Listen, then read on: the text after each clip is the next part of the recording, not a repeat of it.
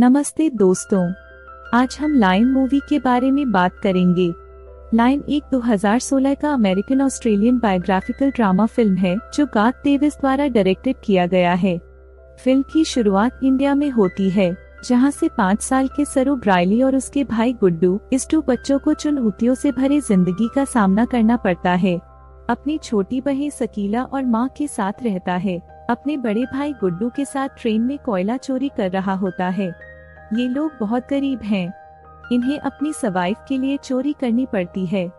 ये दोनों ट्रेन से बहुत सारा कोयला चोरी करते हैं और उस कोयले को एक दुकान में बेचने के लिए जाते हैं। कोयला बेचकर दूध खरीदता है। वह पर जलेबी बन रहा होता है और सारू को जलेबी खाने का मन करता है, लेकिन गुड्डू के पास इतना पैसा नहीं होता कि वो जलेबी खरीद सके। गुड्डू कहते कि एक दिन सारू को जलेबी जरूर खिलाएगा। फिर सारू और गुड्डू घर चला जाता है। गुड्डू और उसकी माँ दोनों मजदूरी करते हैं और एक दिन जिद करने लगा कि वो भी गुड्डू के साथ मजदूरी करना चाहता है और ना चाहते हुए भी गुड्डू को उसकी जिद पूरी करनी पड़ती है और उसे अपने साथ ले जाना पड़ता है। ये दोनों की दोनों एक ट्रेन स्टेशन पहुँचते हैं। सर वो अपने भाई गुड्डू की गोद में ही सो जाता है। उसका भाई उसे उठाने की कोशिश भी करता है और सरू बहुत छोटा है। उसे बहुत नींद आ रही होती है। वो कहता है कि मुझे सोने दो। भाई गुड्डू उसे एक बेंच पर लिटा देता है और कहता है कि मैं कल सुबह काम कर वापस लौट जाऊंगा, तुम यहीं पर रहना। जाने से पहले सर वो अपने भाई को कहता है कि जब तुम लौटोगे तो जलेबी लेकर आना। वो कहते हैं कि ठीक है, ले आएंगे। इसके बाद उसका भाई गुड्डू काम पर चला जाता है। कुछ ही देर बाद जब रात और भी गहरी हो जाती है, स्टेशन पूरी तरह से खाली हो जाता है। इस पूरे स्टेशन पर सिर्फ एक ही बच्चा होता है और वो होता है सरू। और सरू वो वही प्लेटफॉर्म पर खड़ी एक ट्रेन में जाकर बैठ जाता है। कुछ ही देर बाद उसे नींद आ जाती है। सुबह जब उसकी नींद खुलती है तो ट्रेन चल रही होती है। सारू ये देखकर घबरा जाता है। ट्रेन में चारों तरफ भागता है। वो अपने भाई को आवाज भी देता है, साथ ही साथ और ट्रेन के दरवाजे खोलने की भी कोशिश करता है, पर दरवाजे पूरी तरह से लॉक्ड होते हैं। इसीलिए ट्रेन के कई बार रुकने के बाद भी वो ट्रेन से बाहर नहीं निकल पाता। ट्रेन की बोगी पूरी तरह से खाली है। सर वो भूखा प्यासा इस ट्रेन में फंस चुका है। उस दिन का सफर तय करने के बाद ट्रेन कोलकाता वेस्ट बंगाल पहुंच जाती है, जहां की भाषा उसे समझ नहीं आई। ना तो उसके पास कोई पैसे थे और ना ही किसी को उसके गांव गणेश तलाई के बारे में पता था। उस रात स्टेशन के पास सबवे में सरू ने कुछ बच्चों को देखा और उनके पास जाकर सो गया, पर उसे नींद से उठाकर भगा दिया गया क्योंकि कुछ आदमी उन बच्चों को अगवा करने आए थे। किसी तरह वहां से बचकर सारू निकल गया। अगली सुबह जरूर ट्रेन ट्रैक पर चल रहा होता है क्योंकि वो अपने घर जाना चाहता है। तभी यहाँ पर एक औरत आती है जिसका नाम नूर होता है। वो सर उससे पूछते हैं कि तुम्हारा घर कहाँ है। वो कहता है कि गणेश तेल है। ये मध्य प्रदेश में इतना छोटा गांव होता है जिसके बारे में किसी को कुछ नहीं पता होता। नूरू से अपने घर ले जाती है, उसे खाना खिलाती है, नहलाती है। वो कहती हैं, कल सुबह का आदमी आएगा जो तुम्हारी मदद करेगा। वो तुम्हें तुम्हारी मम्मी से मिलवा देगा। और अगली सुबह राम वहाँ आता है। राम सर उसे बहुत प्यार से बात करने लगा और कहने लगा कि वो उसे एक अच्छी जगह ले जाएगा। और फिर सारू को लगने लगा कि राम और नूर के इरादे सही नहीं है और मौका देखकर वो वहाँ से भाग निकला। 2 महीनों तक हावड़ा ब्रिज के पास छिपकर बैठा रहा और उसने कई अलग अलग लोग और चीजें देखी। और एक दिन एक लड़के की नजर उस पर पड़ी। उस लड़के ने उसे खाना दिया और उसे पुलिस के पास ले गया और उनके पूछने पर भी सरू ये नहीं बता पाया कि उसका गाँव कहाँ है। इस लड़के को बांग्ला बोलनी नहीं आती, हिंदी में बात करता है। जब मैंने उससे पूछा कि कहाँ से, तो उसने बताया कि गणेश स्थलीय से है। इस जगह के बारे में ना लड़की को ना ही पुलिस वाले को कुछ पता होता है क्योंकि ये मध्य प्रदेश में एक बहुत छोटा सा गांव है। उसकी मम्मी का नाम भी पूछता है सारू। वो कहता है कि मेरी मम्मी का नाम अम्मी है। दरअसल उसे अपनी मम्मी का नाम नहीं पता होता। पुलिस उसके पेरेंट्स को ढूंढने की बहुत कोशिश करती है और सरू के घर का, उसके गांव का, उसके परिवार का कुछ भी पता नहीं चलता। इसीलिए पुलिस उसे एक अनाथ आश्रम में भेज देती है। सारू 3 महीने वहां पर गुजरता है और 3 महीने के बाद सारू से एक लेडी मिलने आती है जिसका नाम मिसेस सूद होता है। वो सारू को बताती है कि पिछले 3 महीनों से हम तुम्हारी अम्मी को, तुम्हारे परिवार को ढूंढने की कोशिश कर रहे हैं, पर कुछ भी पता नहीं चला। हमने न्यूज़पेपर में इश्तिहार भी दिया। जीन्स न्यूज़पेपर को हर रोज 1 करोड़ 50 लाख लोग पढ़ते हैं। पर इसका भी कोई फायदा नहीं हुआ। सर वो कहता है कि मेरा घर यहाँ से बहुत दूर है, मैं अपनी मम्मी के पास गुड्डू के पास जाना चाहता हूँ। मिस्टर सूद कहती है कि हमने हर जगह तलाश करने की कोशिश की, अब इंतजार का कोई फायदा नहीं है। एक ऑस्ट्रेलियाई कपल है जो तुम्हें अडॉप्ट करना चाहता है, वो बहुत अच्छे लोग हैं, उनके साथ तुम बहुत खुश रहोगे, तुम्हें ऑस्ट्रेलिया जाना होगा।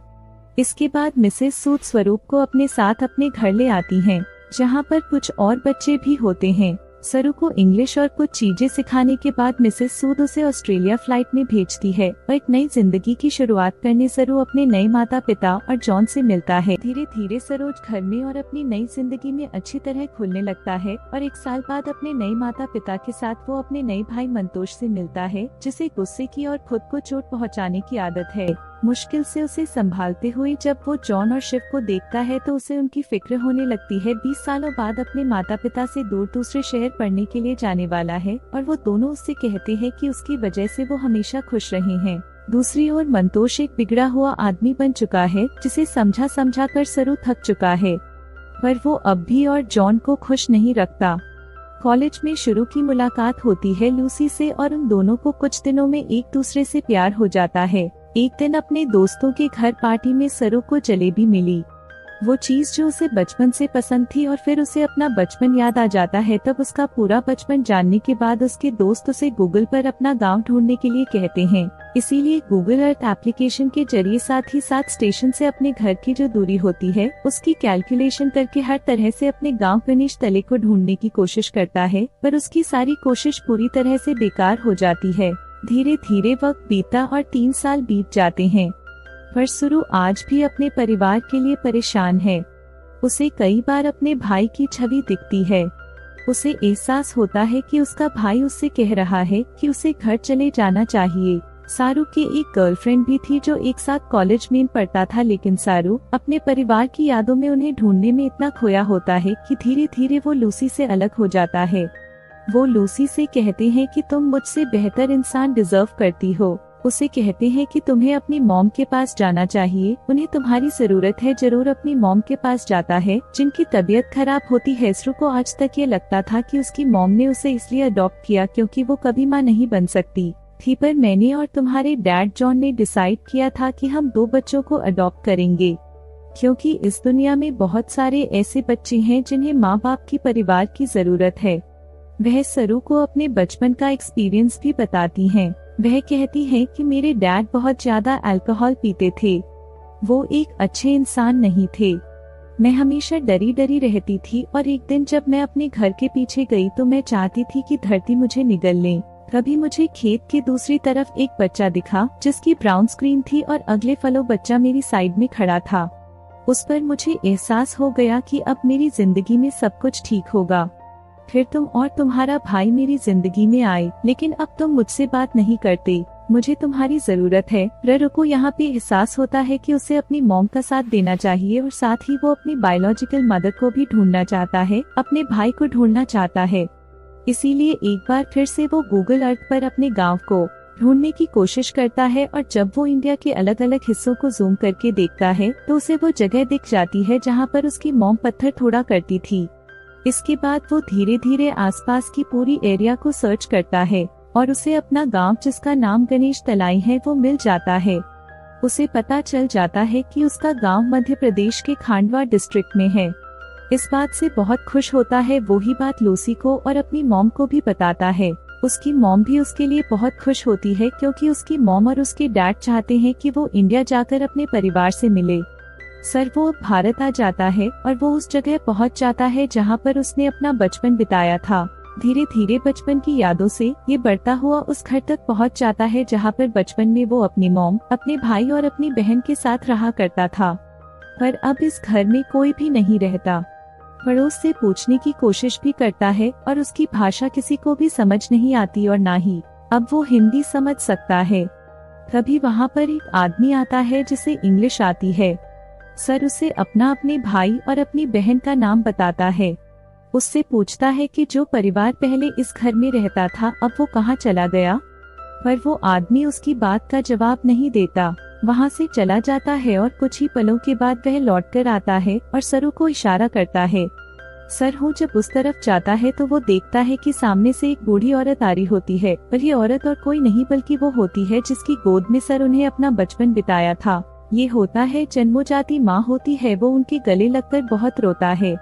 लेकिन उसकी मॉम आज तक इस गांव को छोड़कर इसीलिए नहीं गई थी क्योंकि उसे यकीन था कि एक दिन उसका बेटा लौटकर जरूर आएगा। सारू की बहन भी यहाँ पर होती है।